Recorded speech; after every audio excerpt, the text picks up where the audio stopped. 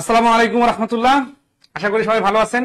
আমরা অনুপাতের খুব সংক্ষিপ্ত একটা ক্লাস নেওয়ার জন্য হাজির হলাম, কারণ আমাদের গত ক্লাসে ফুল টপিকটা শেষ করতে পারি নাই আমরা। তো গত ক্লাসটা আপনারা কিরকম এনজয় করছিলেন বা কি অবস্থা বলেন। আচ্ছা আসি, এই যে প্রথম প্রশ্নটা দেখতেছেন, এটা খুব বিস্তারিত সমাধান করে দিব, তারপরে শর্টকাটও দেখাই দিব। হ্যাঁ, 6 নম্বর বলতে এই যে লাফের অঙ্ক, লাফ রিলেটেড প্রশ্ন, এগুলোতে কি সমস্যা হয় কারো, বা এগুলা কি কমন প্রশ্ন মনে হচ্ছে, এগুলা কি পরীক্ষা আসে? নর্মালি আমরা গতিবেগ অধ্যায়ে একটা জিনিস শিখছিলাম যে গতিবেগের অনুপাত, তাহলে কুকুর ও খরগোশের গতিবেগের অনুপাত বাড়ি করতে হবে। এনে বলছে একটা কুকুর একটা খরগোশকে ধরার জন্য তাড়া করে, তার মানে কুকুর পিছনে আছে, খরগোশ সামনে আছে। কুকুর যে সময় 4 লাফ দেয়, এই যে সময় খেলা খেল, খরগোশ সে সময় এই সময় সেম 5 লাফ দেয়, কিন্তু খরগোশ 4 লাফে যত দূর যায় কুকুর 3 লাফে তত দূর যায়। এই যে যত দূর তত দূর, কুকুর ও খরগোশের গতিবেগের অনুপাত কত? গতিবেগের অনুপাত। তাহলে এখানে আপনার দুইটা ক্লু আছে, একটা হচ্ছে সময়, একটা হচ্ছে মানে লাফের রিলেশন, দূরত্ব, কিন্তু আপনাকে বাইর করতে বলছে আবার গতিবেগের অনুপাত। তাহলে আপনি যদি 2 ঘন্টা অনুপাত 5 ঘন্টা বাই করেন তাহলে কি হবে? হবে না। কি করতে হবে? 2 কিলোমিটার অনুপাত 5 কিলোমিটার, এই টাইপের একটা ক্লু এখানে কাজে লাগাইতে হবে। এবং এই ক্লুটার নাম হবে কার কার অনুপাত চাইছে, কুকুরের 1 ঘন্টায় যাওয়া পথ আর খরগোশের 1 ঘন্টায় যাওয়া পথ, এটা মিলে অনুপাত তৈরি হবে। তো আমাদের পথটা যেহেতু বাড়ি করতে হবে, আমরা প্রথমে বিস্তারিত সমাধান দেখবো, হ্যাঁ, পরবর্তীতে শর্টকাট দেখবো। অনেকে আছে দেখবেন যে এই অঙ্কগুলা একেবারে ম্যাজিক্যাল উপায়ে সেকেন্ডে সমাধানের টেকনিক দেখাই দিয়ে 4-5টা অঙ্ক ওই টেকনিকে করাই দিবে, বাট আপনি 1 সপ্তাহ 1 মাস পরে দেখবেন টেকনিকে গায়েব হয়ে গেছে আপনার। এরকম সমস্যা কিন্তু প্রচুর হয়। আপনি যখন ওই টেকনিকটাই মানে রিলস জাতীয় ভিডিওতে এই সমস্যাটা বেশি হয়, যে আপনি যখন স্পেসিফিক একটা টেকনিক দেখতেছেন, ওরকম 3-4টা প্রশ্ন সমাধান দেখতেছেন, আপনার কাছে মনে হচ্ছে যে টেকনিকটা অসাধারণ, কিন্তু আপনি যদি ওটার কনসেপ্টটা ক্লিয়ার না হন, বেসিকটাও না বুঝেন, বিস্তারিতটা না বুঝেন, শুধু শর্টকাটটা শেখেন, তাহলে দেখবেন যে একসময় শর্টকাটটা গায়েব হয়ে যাবে, মানে শর্টকাটটা মাপতে আসবে না। আমি যে পড়াই আমারই আসে না, আর আপনারা তো স্টুডেন্ট, ঠিক আছে, মানে শিখতেছেন শুধু অল্প সময়। আমরা রিসার্চ করে এত বই লিখি, এইখানকার শর্টকাটটা আমারই মনে থাকে না, তখন আবার রিটেন থেকে রিকভার করা লাগে। এই জন্য ম্যাজিক্যাল শর্টকাট গুলার কনসেপচুয়াল বিষয়টা জানতে হবে। তো আমরা আগে কনসেপ্ট দেখি। হ্যাঁ, তাহলে এই যে এতক্ষণ কথা বললাম কনসেপ্ট ডেভেলপমেন্টের জন্য, যে আমাদের যে গতিবেগের অনুপাত বাইর করতে বলছে, তার মানে আমাদের আসলে দূরত্ব দরকার। তাহলে দেখেন, খরগোশ 4 লাফে যত দূর যায় কুকুর 3 লাফে তত দূর যায়। তাহলে ধরি এটা যে রিটার্নটা শিখবো, এই রিটার্নটাকে আপনি চাইলে পরে শর্টকাট বানাতে পারবেন, বা এটা কিন্তু কোনো উল্টাপাল্টা লাগবে না। তাহলে ধরি এই যে এখানে কিন্তু খরগোশ 4 লাফে যত দূর যায়, এই দূরত্বটাকে, তাহলে খরগোশ 4 লাফে যায় সমান সমান x কিলোমিটার, কিলোমিটার মিটার যাই ধরেন, কারণ এত কোনো ইউনিট দেওয়া নাই, একক ধরতে পারেন। তাহলে খরগোশ 1 লাফে যায় x/4। আবার দেখেন, খরগোশ 4 লাফে যত দূর যায় কুকুর 3 লাফে তত দূর যায়। তাহলে কুকুর 3 লাফে যায় হচ্ছে x কিলোমিটার, তাহলে কুকুর 1 লাফে যায় সমান সমান x/3। এটা গেল কুকুরের 1 লাফ, খরগোশের 1 লাফ, তার মানে এই 1 লাফের হিসাবটা আসলো, তাই না? এখন আসি, একটা কুকুর একটা খরগোশকে ধরার জন্য তাড়া করে, কুকুর যে সময়ে 4 লাফ দেয়, তাহলে কুকুরের 4 লাফ আর খরগোশের সে সময়, এই যে সে সময় বলছে না, তার মানে এই দুটো সময় সেম। তাহলে কুকুরের 4 লাফ ইকুয়াল টু খরগোশের 5 লাফ, এই দুটো সমান না? তাহলে দেখেন এইখানে, দেখেন এই যে খরগোশ 1 লাফে এতটুকু যায়, এটা হচ্ছে খরগোশ, খেয়াল করেন, আর এটা হচ্ছে কুকুর 1 লাফে এতটুকু যায়।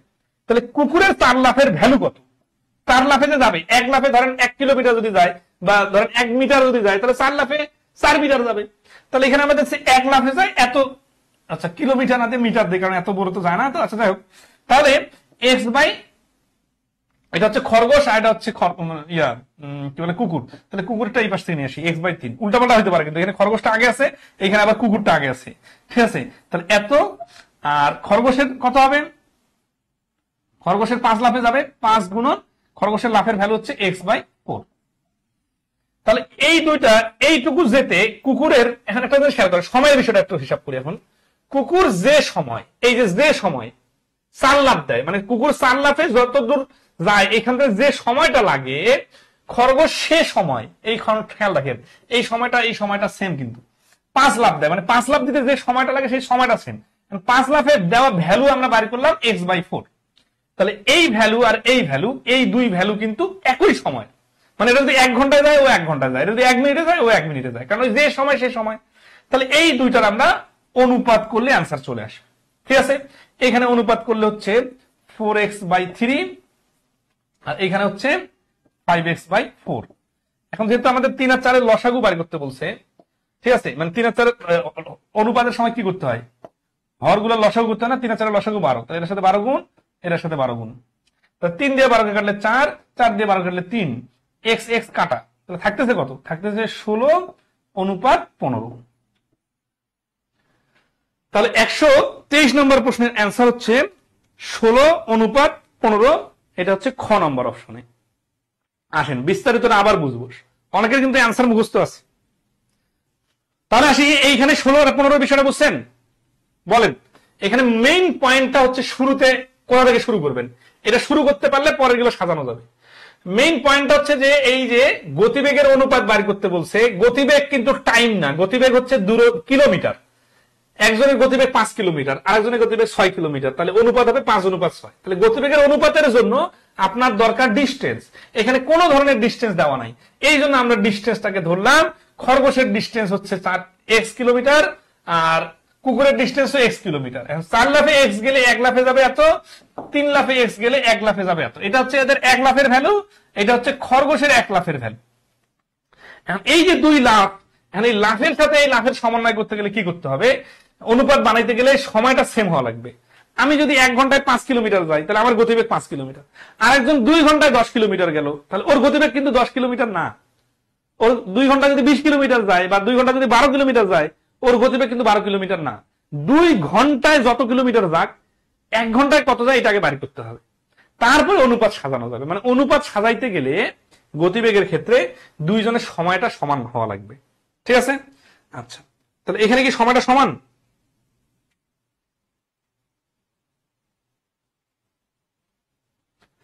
আচ্ছা, আমরা কিন্তু এই অঙ্কটা একটা করে শেষ করে দেবো এরকম না, আরো করবো। ঠিক আছে, আচ্ছা, এই অঙ্কটায় আমরা আরেকভাবে করতে পারতাম।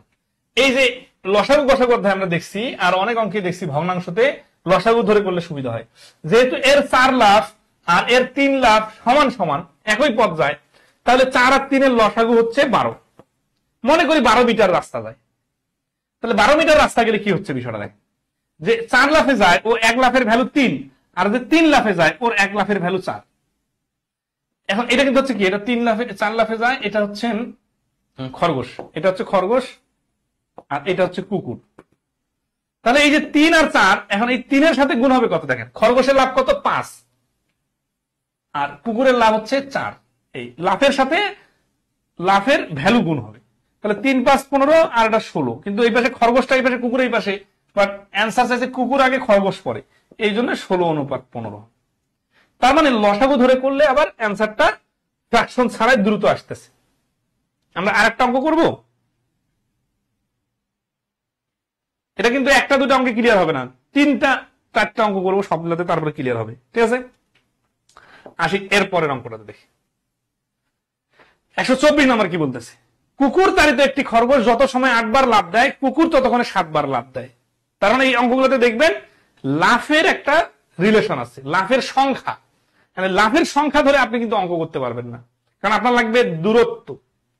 তারপর আসি, কিন্তু খরগোশ 5 লাফে যত দূর যায়, এই যে যত দূর যায়, এখানে আমাদের অ্যান্সার মানে অঙ্কর শুরুর কুলুটা দেওয়া আছে যে যত দূর মানে x মিটার বা x একক, যেটা ধরেন কুকুরটি 4 লাফে তত দূর যায়, এই তত দূর মানে ওই x। তাহলে এইখান থেকে আমরা একটা লাফের ভ্যালু বাড়ি করবো। লাফের ভ্যালু বাড়ি করার পরে যার নামের লাফ তার লাফের সংখ্যা দিয়ে গুণ করে দিলে অনুপাত চলে আসে। এরকম মনে হচ্ছে রিটেন আকারে করতেছি, কিন্তু রিটেনটা থেকে আবার শর্টকাট বানানো যাবে দ্রুত। সেটা কি দেখেন, এইখানে আমরা যদি এইভাবে নিয়ে আসি যে উত্তর চাইছে কি খরগোশ আগে কুকুর পরে, তাই না? তাহলে খরগোশ খরগোশ 1 লাফে যায়, 1 লাফে। খরগোশ 5 লাফে যত দূর যায়, 5 লাফে যদি x যায়, 1 লাফে যাবে x/5। তাহলে কুকুর 1 লাফে তাহলে কত হচ্ছে x/সরাসরি 4। x/5 আর x/4 দুটো কি এক জিনিস না। এটা হচ্ছে যে দুইজনের 1 লাফের ভ্যালু, বাট দুইজনের লাফের ভ্যালু তো সমান সমান না, ওদের দূরত্বটা সমান সমান, কিন্তু 1 লাফে তো খরগোশ কম রাস্তা যায়, কুকুর বেশি রাস্তা যায়, তো কোনো সমস্যা নাই।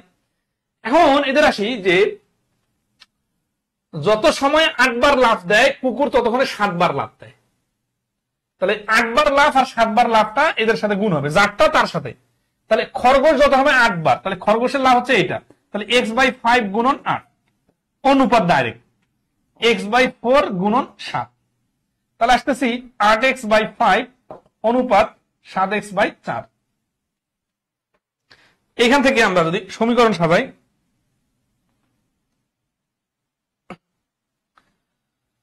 5 আর 4 লসাগু 20, এখানে হচ্ছে 20, 5 দিয়ে 20 কে কাটলে 4, 4 দিয়ে 20 কে কাটলে 5, তাহলে এই পাশে হচ্ছে 32, x কাটা, ওই পাশে হচ্ছে 35।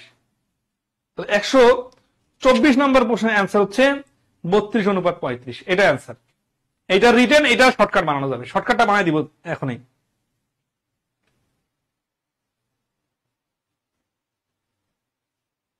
এই পর্যন্ত ধরতে পারছেন কিনা একটু কমেন্টে জানাবেন। আচ্ছা, শর্টকাটটা হচ্ছে কি দেখেন, এই যে দূরত্বটাকে আমরা এক্স ধরতেছি না, তো আমরা তো অনেক অঙ্ক দেখছি যে দূরত্বটাকে এক্স ধরার কারণে যে ফ্র্যাকশন আসতেছে, এটা সময় দূরত্ব গতিবেগ অধ্যায়ে আমরা দেখছিলাম যে হরগুলোর লসাগুকে টোটাল ধরলে সুবিধা হয়। তার মানে খরগোশ 5 লাফে তার পাশে লসাগু কত 20 মিটার যায়, তাহলে 1 লাফে 4 মিটার যাবে। কুকুর 4 লাফে 20 মিটার যায়, এই যে 4 লাফে, তাহলে কুকুর 1 লাফে কত মিটার যাবে 5 মিটার যাবে। তাহলে আসতেছি যে অনুপাত কি হবে, এখন ওই লাফের ভ্যালুগুলো লাফের সংখ্যার সাথে গুণ করে দিলে হয়ে যাবে। অনুপাত হচ্ছে কুকুর অনুপাত খরগোশ। ও আচ্ছা, খরগোশটা আগে চাইছে না, তাহলে খরগোশ আগে দেই, খরগোশ অনুপাত কুকুর। প্র্যাকটিক্যালি কি কুকুরের দৌড় বেশি, কুকুরের গতিবেগ তো বেশি হবে। তাহলে খরগোশেরটা কি হচ্ছে, খরগোশের লাফ কত, এখানে খরগোশের লাফের ভ্যালু হচ্ছে 4 মিটার, মানে 1 লাফে 4 মিটার যায়, তাহলে 8 লাফে কতটুকু যাবে 8 গুণন 4। কুকুর 1 লাফে 5 মিটার যায়, তাহলে কুকুর 7 লাফে কত যাবে এটা, তাহলে 32:35, এটা হচ্ছে অ্যান্সার। 124 নম্বরের অ্যান্সার হচ্ছে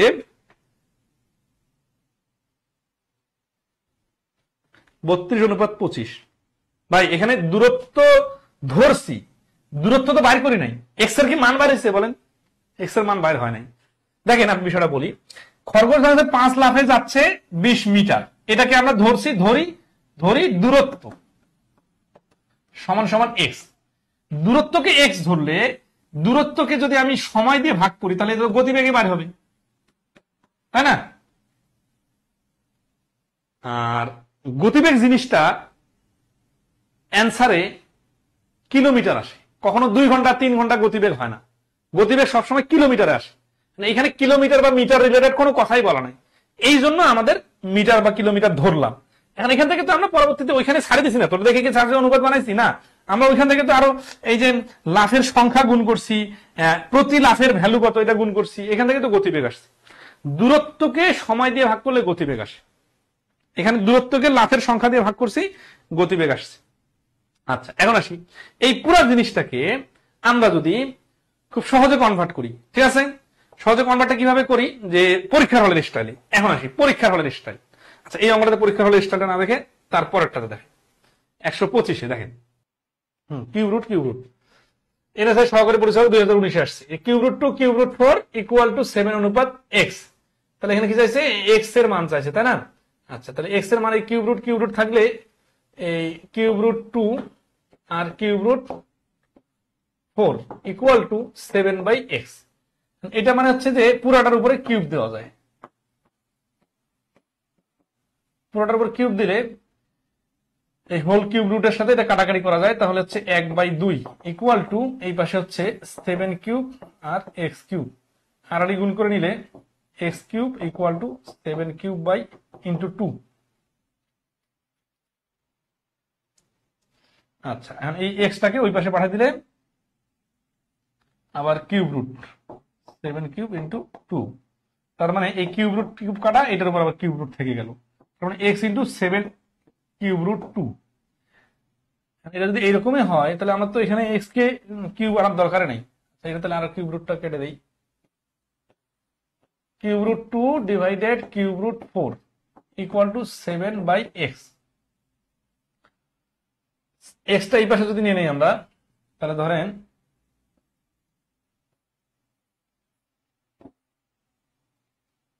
এটা দুইটা একই রকম পাওয়ার হওয়ার কারণে একসাথে হোল পাওয়ার দিয়ে দেওয়া যায়, ইকুয়াল টু 7/x।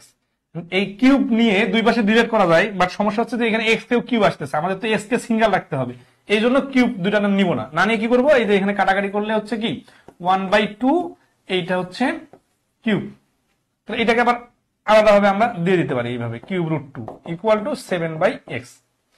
আর যদি গুণ করি এক্স সমান সমান 7 কিউব রুট 2, তাহলে এই এক্স এর মানটা হচ্ছে 7, এই যে এটা কিউব রুট 2, গ হচ্ছে আনসার। কালো ব্যাকগ্রাউন্ড হওয়ার কারণে রুট গুলো আসে নাই আর কি। 127 নম্বর প্রশ্ন হচ্ছে গ।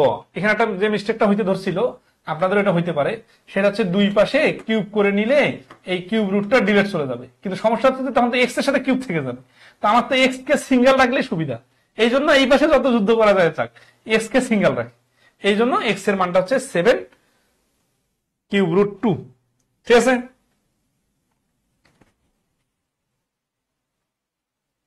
আচ্ছা ওকে। 128 একটা ম্যাপের স্কেল হচ্ছে 1:50,000, ম্যাপের 3 সেন্টিমিটার লাইন কত দূরত্ব হবে এবং 2 কিলোমিটার দূরত্ব ম্যাপে কত দেখাতে হবে। আচ্ছা, এটা আজকে ম্যাপের স্কেলের সাথে রিলেশন। ওই যে জমি মাপার সময় দেখবেন ছোট্ট একটা স্কেল দিয়ে বিশাল একর বাই একর জমি মাপে, এটা কিভাবে মাপে জানেন, এই 1:50,000, মানে স্কেলে যেটা খুব ছোট্ট আকারে 1 সুত বা 1 ইঞ্চি, সেটা বাস্তবে 50,000 ইঞ্চি, মানে 50,000 গুণ বড়। এখন ম্যাপের 3 সেন্টিমিটার, তাহলে 1 সেন্টিমিটার সমান সমান 50,000 সেন্টিমিটার হলে 3 সেন্টিমিটার সমান সমান 50,000 গুণন 3, ঠিক আছে, তার মানে হচ্ছে 1,50,000 সেন্টিমিটার।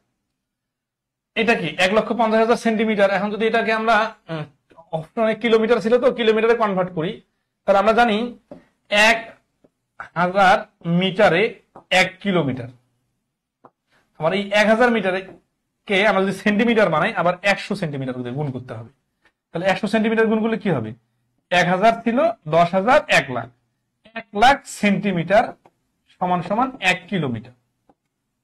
এখন দেখতেছি 1 সেন্টিমিটার যদি 50,000 হয় তাহলে 3 সেন্টিমিটার হবে 1.5 লক্ষ সেন্টিমিটার। ঠিক আছে, এখন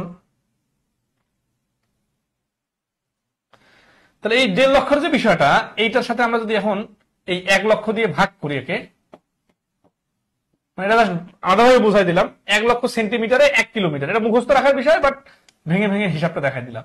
তাহলে এটা সমান সমান হচ্ছে 1.5 কিলোমিটার। আবার এইভাবে ডাইরেক্ট ভাগ না করে ভেঙে ভেঙে ভাগ করতে পারেন। ধরেন আছে যদি আপনি 100 দিয়ে আগে ভাগ করেন, তাহলে এই সেন্টিমিটারটা মিটার হয়ে যাবে, মানে এই 1,500 মিটারকে আপনি যদি আবার 1,000 দিয়ে ভাগ করেন, তাহলে আবার এই যে 1.5 কিলোমিটার হয়ে যাবে। ঠিক আছে, এখন আসি 2 কিলোমিটার রাস্তা দূরত্ব, মানে বাস্তবে যে রাস্তাটা 2 কিলোমিটার দেখাচ্ছে সেটা ম্যাপে কতটুকু দেখাবে। এখন 2 কিলোমিটার মানে হচ্ছে 2,000 মিটার, মানে হচ্ছে 2,000 এর সাথে আরো 2টা শূন্য দিয়ে এত সেন্টিমিটার। তাহলে আমাদের ম্যাপে যেটা বাস্তবে 50,000 সেন্টিমিটার, ভাষাটা বুঝুন কিন্তু, এটা প্র্যাকটিক্যাল একটা অঙ্ক। ধরা যাচ্ছে আপনি ম্যাপে দেখবেন ঢাকা থেকে রংপুর বিশ্ব রোডটা একটা কলমের থেকেও ছোট, কিন্তু বাস্তবে তো এটা 300 কিলোমিটার রাস্তা। তাহলে এই যে 1 ফুট ইকুয়াল টু ধরেন 5 লক্ষ ফুট, এইটা হচ্ছে অনুপাত, মানে এটা যেটা 1 ওইটা বাস্তবে 5 লক্ষ। তো বিষয়টা এরকম যে 1:50,000 মানে কি, যেটা বাস্তব বর্তমানে ম্যাপে 1, সেটা বাস্তবে 50,000 গুণ বড়, সেটা মিটার সেন্টিমিটার যাই হয় হোক। তাহলে এখানে 2 কিলোমিটার বলছে, আমরা ওই 50,000-এর সাথে রিলেশনটা মিলানোর জন্য এবং এখানে সেন্টিমিটারের হিসাবটা বলার কারণে 2 কিলোমিটারটাকে সেন্টিমিটার বানিয়ে নিলাম 2 লাখ সেন্টিমিটার।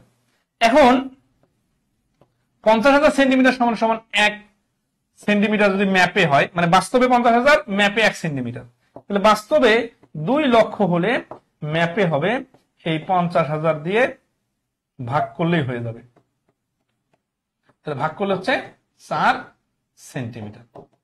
তাহলে 2 কিলোমিটার একটা রাস্তা ম্যাপে যদি আপনি বসাইতে চান, ওইটা 4 সেন্টিমিটার বানাইতে হবে।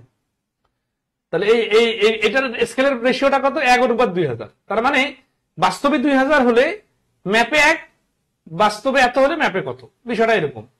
তাহলে 1.2 কিলোমিটার মানে হচ্ছে 1,20,000। 1,20,000টা ম্যাপে কত দেখাবে, এটা ওই কি নিয়মে করলেই হয়ে যাবে। এই অধ্যায়ের গুরুত্বপূর্ণ কিছু প্রশ্ন এগুলো একটু দেখি। বুঝছো, ক খ গ ঘ এর মধ্যে 300টাকে এমন ভাবে ভাগ করে দাও যেন কয়ের অংশ ক্ষয়ের অংশ সমান সমান 2:3 হয়, ক্ষয়ের অংশ গয়ের অংশ সমান সমান 1:2 হয় এবং গয়ের অংশ ঘয়ের অংশ 3:2 হয়। তার মানে এখানে ক খ গ ঘ 4টা ধারাবাহিক অনুপাতে প্রমাণ প্রয়োগ করতে হবে। ক খ, খ গ, গ ঘ, আর চাইছে কি ক অনুপাত খ অনুপাত গ অনুপাত ঘ, এরকম 4টা একসাথে বানাইতে হবে। তাহলে এখানে রিলেশন সবার সাথে সবার জন্য ঠিক থাকে। তাহলে কয়ের অংশ ক্ষয়ের অংশ 2:3, ক্ষয়ের অংশ গয়ের অংশ আছে কত 1:2, গয়ের অংশ আর ঘয়ের অংশ আছে 3:2। এখানে দেখেন 3, 2 আর 1 ছাড়া কিছু নাই, তার মানে 6 পর্যন্ত মিলাইলে হয়ে যাচ্ছে আশা দেখি। তাহলে এই 2 জায়গাতে ক্ষয়ের মিল আছে, এই 2 জায়গাতে গয়ের মিল আছে। আমরা নর্মালি এটা হিসাব করবো ছোট সংখ্যা দেখে, বাট আমরা কিন্তু এই 4টা এরকম 3টা যদি অনুপাত থাকে তাহলে কি করতে হয়, এটা কিন্তু আমরা শিখছি অলরেডি। মনে আছে কি আপনাদের? ক খ, খ গ, গ ঘ এরকম যদি আসে, এভাবে অনুপাতের রাশিগুলোকে উপরে নিচে লিখে কাটাকাটি না করে গুণ করতে হয়। তাহলে উপরে 3 দুগুণা 6 আর নিচে 3 দুগুণা 6, 6 দুগুণা 12। তার মানে এই দেখেন খ খ কাটা গ গ কাটা, তাহলে ক আর ঘ এর মানটা হইতে হবে 6 আর 12। তাহলে এইখানে ক এর মানটাকে যদি আমি 6 বানাই আর এইখানে ঘ এর মানটাকে যদি আমি 12 বানাই, তারপরে হিসাবটা মিলাই সুন্দরভাবে মিলে যাবে। এই গুণ করার মহত্বটা বুঝতে পারছেন? আচ্ছা, তাহলে এটা বিষয়টা এইভাবে লিখে করতে হবে। বিষয়টা এরকমও না, বিষয়টা এরকমও যে এই প্রথম 3টার গুণফল 3 দুগুণা 6, এই 3টার গুণফল 12। তাহলে এই 3টার গুণফলকে শেষে আর এটার গুণফলকে প্রথমে রাখলাম। তাহলে এই 2 কে 6 বানাইতে গেলে 3 গুণ করছি, তাহলে 3 কে 3 গুণ করলে 9। গ ঘ, এই যে দেখেন ঘ কে 2 কে 12 করছে, তাই না? এখন মনে করতে পারেন না যে এই 2 আর এই 2 সেম জিনিস, কিন্তু না, এটা মাথায় রাখতে হবে। কারণ এই 2 হচ্ছে ক এর মান আর এই ঘ হচ্ছে গ এর মান, ঠিক আছে? মানে ঘ এর মান হচ্ছে 2, তাহলে এটা 12 ধরছি না, তাহলে 12 হলে এটা কত হবে? এটা হচ্ছে 6 দুগুণা 12, 3 6 18। এখানে কত হচ্ছে? এখন এখানে মিল আছে কত? খ, খ এর মান কত? খ এর মান হচ্ছে 9, তাহলে এখানে 9 হচ্ছে এইটা, আর এটা কত হবে? তাহলে ওই হিসাবে 18। দেখেন এই গ এর মান 18 এখানে, আর এখানে আগে থেকে গ এর মান 18 আছে, মানে এইভাবে মিলে যাবে। এই অনুপাত অনুযায়ী এখন আমরা ক খ গ ঘ লিখতে পারি 6 অনুপাত 9 অনুপাত 18 অনুপাত 12, ঠিক আছে? এখন আমরা টাকা ভাগ করে দিব। উত্তর কি চাইছে? কে কত টাকা পাবে, তাই না? আচ্ছা, এমন ভাবে ভাগ করে দাও, তার মানে ক খ গ এর সবার টাকা বাড়ি করতে হবে। তাহলে ক এর টাকা কত হবে? 300 টাকাকে 9 6 15 আর 30 45 ভাগের কত ভাগ? 6 ভাগ। 9 6 15, আচ্ছা এগুলোকে কি 3 দিয়ে ভাগ করে ছোট করে নেওয়া যায়? তো হ্যাঁ, 3 দিয়ে ভাগ করে ছোট করে নেওয়া যায়। 3 দুগুণা 6, 3 3 9, 3 6 18, 3 4 12, তাহলে হচ্ছে কত? 45। 15 ভাগের 2 ভাগ, তাহলে 20 20 দুগুণা 40, 3 20 60, 6 20 120, 4 20 80। সবার টাকা এইভাবে ভাগ করে দেওয়া যায়। তো এইখানে অনুপাতটাকে ধারাবাহিক অনুপাতে মানে প্রকাশ করার জন্য এই টেকনিকটা ধরতে পারছেন কিনা বলেন? এটা কিন্তু আমরা শিখছি অলরেডি, অনুপাতের ধারাবাহিক অনুপাত প্রমাণ করে বিষয়টা। এটাকে আরেকবার বলবো। এই যে আমরা কি বললাম, এখানে ধরেন আছে যে ধারাবাহিক অনুপাতে প্রমাণ করার জন্য উপরে নিচে লিখে এই সবগুলাই গুণ করে দিলে এখানে 6 এখানে 12, ঠিক আছে? তাহলে এই 6 কি? এই 6 হচ্ছে ক এর মান, কারণ কি দেখেন খ খ কাটা যায়, গ গ কাটা যায়।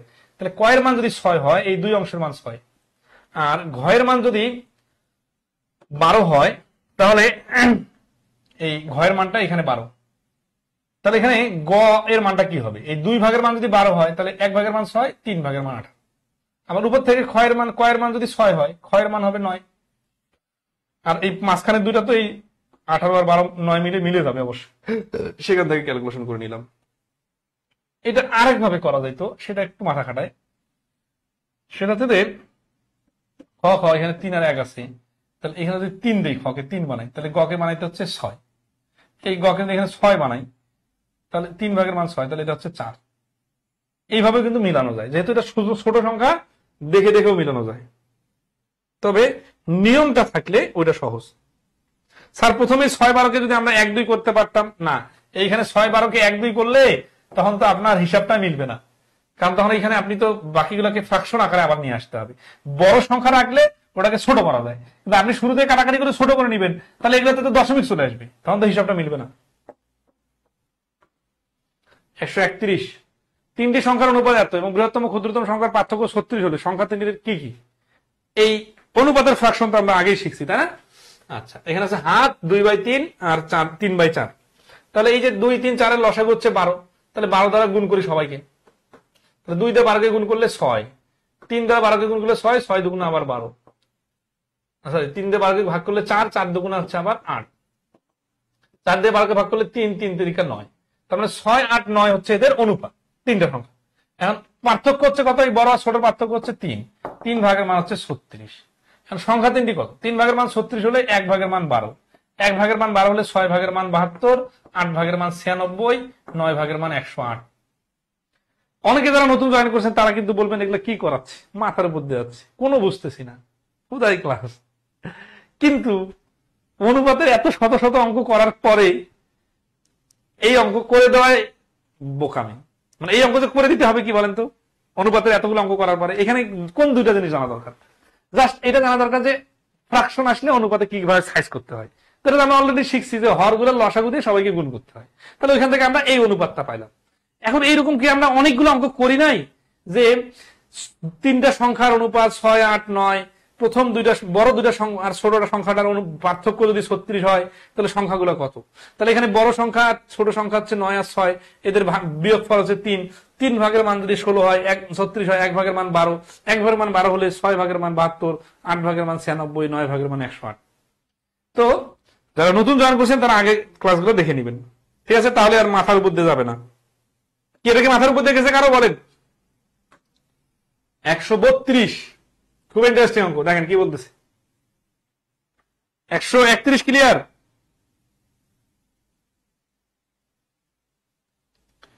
132 বলতেছে যে ধান ও ধান থেকে উৎপন্ন চালের অনুপাত 3:2।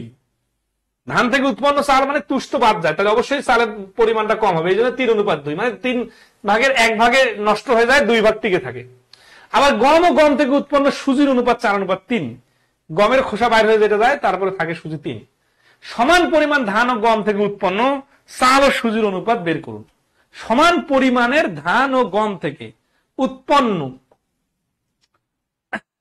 চাল সমান পরিমাণের, এই যে এইটা হচ্ছে এই অঙ্কের টার্নিং পয়েন্ট। পরিমাণটা যদি সমান হয়, কিসের সমান? ধান আর গম। ওকে, ধান আর গম সমান ধরলাম, ধরে কি হবে? থেকে উৎপন্ন চাল ও সুজির অনুপাত কত? তার মানে ধরেন এটা হচ্ছে ধান, এটা হচ্ছে গম, এগুলো তো বড় উপাদান, তাই না? এইখান থেকে 2টা পার্ট হবে, এখান থেকে 2টা পার্ট হবে। এখন এই ধানে 3:2 না, তাহলে ধান হচ্ছে কত? দেখেন, ধান ও ধান থেকে উৎপন্ন চালের অনুপাত, তাহলে এই যে এটা ধান তাহলে ধরছে 3, তাহলে এখান থেকে চাল হবে কত? 2। আর এখানে যদি গম হয় 4 কেজি, তাহলে সুজি হবে 3 কেজি। আমাদেরকে সমান করতে বলছে, এই যে 3 আর 4 সমান করতে বলছে।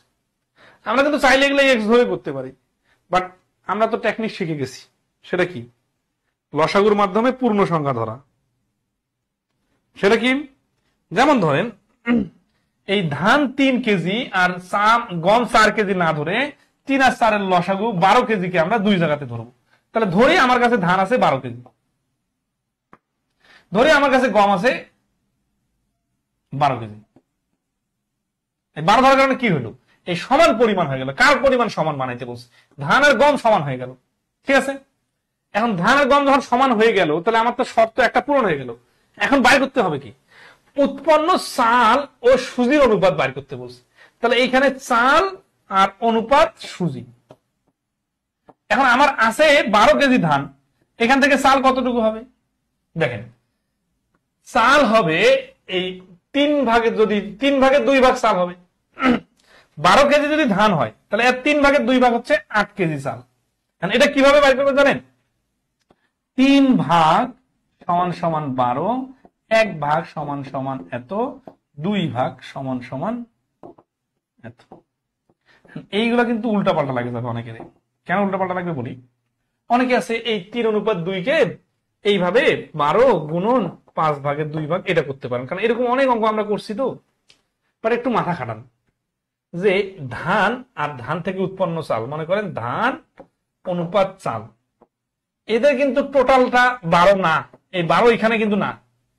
12 হচ্ছে এই অনুপাত দুইটা যে আছে এর মধ্যে প্রথম অংশটার মান 12, কারণ এই ধান কিন্তু এই দুইটা মিলে কিন্তু উপরে ধান না, এটা হচ্ছে চাল, ধান থেকেই চাল।